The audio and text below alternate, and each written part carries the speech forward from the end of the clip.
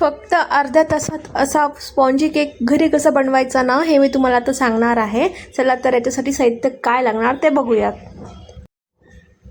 आपण इथे घेणार आहोत 1 वाटी रवा.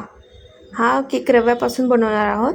त्यानंतर आपण इथे 4 चमचे दही ॲड केलेले आहे. दही हे तुम्ही कोणतंही घेऊ शकता. त्यानंतर हे मिश्रण दहीमध्ये चांगलं म्हणजे रवा हा दहीमध्ये चांगला मिक्स करायचा आहे, जेणेकरून तो रवा फुलेल. त्यानंतर इथे मी अर्धा वाटी ऑइल घेतलं आहे, खाण्याचं ऑइल मी यूज केलं आहे. त्यानंतर चांगल्या प्रकारे हे मिक्स करा.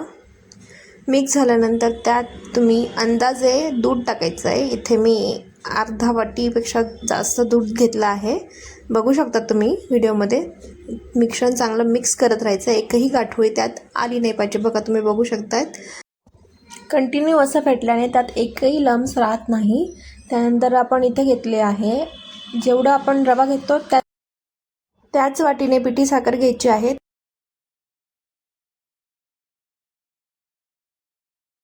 आता या मिश्रणाला 10 मिनिटं रेस्टवर ठेवून झाल्यानंतर आपण त्यात अर्धा वाटी कस्टर्ड पावडर टाकला आहे.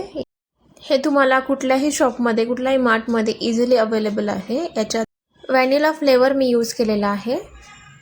त्यानंतर चांगलं मिश्रण फेटून झाल्यानंतर जो केकचा टीन आहे, ज्याच्यात आपण केक बनवणार आहोत, त्याला आपण चांगल्या पद्धतीने एक तेलाने ग्रीस करू शकतो. जर तुमच्याकडे बटर पेपर नसेल ना काहीच, तर तुम्ही त्याला साधा पेपर टाकून गोल असा कट करून त्यात टाकून तेल वरतून लावून असंही देखील तुम्ही करू शकता. त्यानंतर प्रीहीटसाठी ठेवलं आहे. त्यानंतर 1 ते 4 थेंब आपण इसेन्स टाकायचं आहे. इथे मी गुलाब इसेन्स घेतला आहे. त्यानंतर इथे बेकिंग सोडा अर्धा वाटी टाकला आहे. त्यानंतर टूटी फ्रुटी त्यात ॲड करून घ्यायचे आहे आणि वरतून तुम्ही गार्निश पण करू शकतात केकला.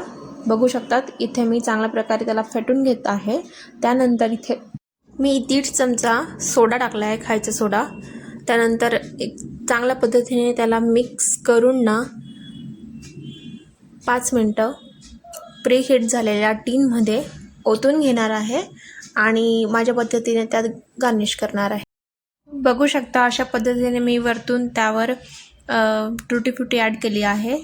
त्यानंतर तुम्ही त्यावर काजू बदाम आणि किसमिस देखील घालू शकतात. अर्धा तास झाकण ठेवून आपण छान बेक करून घेऊया. बघू शकतात आपला इथं केक बेक झालेला आहे.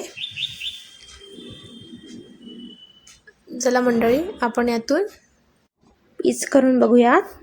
अशा पद्धतीने आपला हा केक रेडी आहे. तुम्ही पण कधी ट्राय करून बघा आणि नक्कीच कमेंटमध्ये सांगा. थँक्यू.